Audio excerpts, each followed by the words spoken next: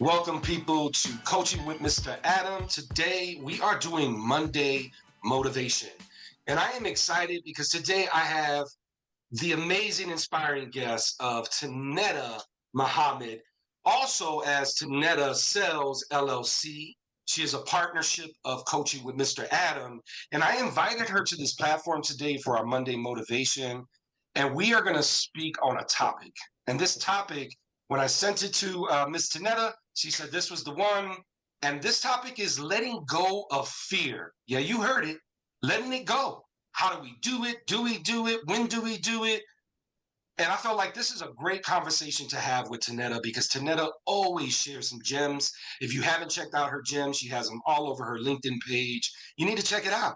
She's giving y'all some gems. So, Miss Tynnetta, thank you for being here. I'm going to give you a nice circle camp clap, right? And then I'm going to ask you, like, let's go straight into the topic if you're cool with this, because you know we're going to spotlight you on other spaces, but letting go of fear, Tynnetta. What are your thoughts on that? What can our people do to let it go? Please give me your thoughts. I will jump right into it. So the first thing I think about when I think of fear is a weight weighing on you. And when I say letting it go, it's helping you get your freedom. So one of the acronyms that I hear people say a lot in regards to fear is false evidence appearing real. You put in your mind something that will cause fear. It'll cause you to be more apprehensive to being who you truly are. It'll also make you fear things that really isn't something to be afraid of. That's Because right. in yourself, you have fearlessness. Like you're born with fearlessness. When you're born in this world, you don't really have too many fears unless it's taught to you and things of that nature. So I love just talking about it because I remember as a child, I was very shy. I was just nervous to talk to people. I was quiet. I was like a little mouse. And then when I realized, oh, people really aren't, and it's just like in the Bible, people are sometimes are appearing as trees, and we really not. We're just people. And we all Yeah. have the same type of qualities, very similar qualities. We all want somebody to show us appreciation. We all want someone to accept us and to love us. And we put on these facades and it makes us something that we're really not. So does overcoming fear in general will help you become more free, more lightweight, and then you start attracting the same to you. You start attracting those who are more fearless and people who want to learn from you. So that's the topic that really drawn to me because I used to be afraid. And now I'm like, you know what, God, if it's for me, it's for me. I might as well just go ahead and just walk towards it. Mhm. Yep. I love that. Could you say the acronym again for me? Like you said it and you said it Yes, really great.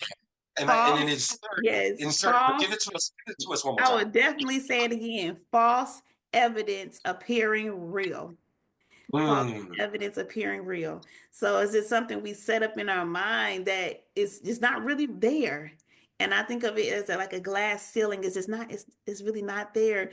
Like once we really just starting to step out into faith, step out into what we really think we can achieve, it starts slowly but surely fading away. So it's like you think it's evidence that you can actually prove, but it's like it's not even there, you You're know. so right. And when you said, that acronym, which really speaks volume, because sometimes we create our own fear, right? We put ourselves in the place of fear, whether that is mentally, sometimes physically, right? We physically put ourselves in that space, and then we overthink it at times too, and that fear multiplies, right? So let's say, Tynnetta, for someone who might be struggling to identify what their fear is, right? Because we're speaking about overcoming it, letting it Yes, go. yes. What about someone who's a little lost and like identifying it? They know they got it and like something's scaring me, but what is it? You How does know someone go about that? You know when you're afraid of something when it's like almost you get physical symptoms. And that it's like the main thing. Of course it's in your mind, but when your stomach gets a little tight, when your heart beats a little fast, you kind of sweat a little bit. And I teach it to people when I do public speaking classes, like you have to get in front of a group of people, an audience, and you don't even think you're afraid, but as soon as you start speaking or you start thinking about speaking in front of someone, your heart starts Mhm. racing. And then like you kind Yeah. of get hot, like your skin gets kind of flushed, you get kind of hot. And then you may not think it's fear, but really it's kind of like a nervousness, and you have to sometimes think, okay, what am I really afraid of?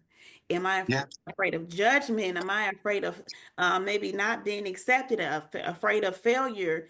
And I'm learning now, if I do not get something at this moment, like if I think a door is closed, it's really giving me room for a door to be open and something greater is on the other side. Like, and I have definitely I bear witness to that. So, example Like, for me, an example for me, something that I was afraid of, and I'll start sharing these stories later. But when I first became a high school teacher, I used to like just be afraid to just talk in front of my students for whatever reason. They're younger than me. And I would think they wouldn't accept me. So I would kind of get like my stomach would be tight and I'm like, are they gonna listen to me? And then I realized they're so much younger. They really want to learn. And when I let mm, go of that fear of speaking in front of them and teaching them, they was accepting me more and started loving mm. me more because I was loving myself more too. So That's right. And yeah. that's the universal circle, right? Of recognizing something there, recognizing the fear. Let's Hmm. recognize it. Let's acknowledge that it's there. It's alive. It's within you, right? And then confront it. You didn't like, maybe for the first moment you're like, oh, I don't know about this. But it sounds like to me, you said, no, I'm gonna confront that. And I'm Yeah. gonna accept all sides of that fear because they want to learn. They want to learn from me. All Hmm. right. And there's many reasons, there's layers to why they want to learn from you, right? Hmm. That's a whole nother conversation. But in saying that, right, being able to confront that fear and being able to beyond the confrontation of that fear, acknowledging it so that you can confront it. So in Hmm. saying that, right, we have a couple minutes here to kind of wrap up this Monday motivation. And this is all motivation. This is to motivate folks to let go of that fear. Because Yes. sometimes those blockages become just that, blockages. And some of the best questions coaches are going to ask you is, how's that blockage serving you? Mm. Right? How's it serving you? Is it serving you in the great degree or in the degree that don't feel great? And only you know that, right? So in saying that, coming into some tangible spaces, tangible resources, because that is what coaches are about, giving tangible resources. I guess the 1-2 punch here, I'm gonna say, Hmm. for letting go, some steps we could take, some things we can do, some things we can do within ourselves. You mentioned a few already, but Hmm. if you could sum them up so that we can say, all right, here's the 2 thoughts for you to walk away with. And if you check out this video and you have fear in your life right now, here's 2 thoughts to walk away with, to think about while you're manifesting some of that fear to get rid of it. So what are the 1-2 thoughts from Miss Tynnetta Muhammad? The 1-2 thoughts that I got rid of that specific fear of public speaking is just to take the first step. Do Mm, not get stuck. mm, So if you are afraid of something, it could be cooking a dish that you like. You like, I don't want to bother things.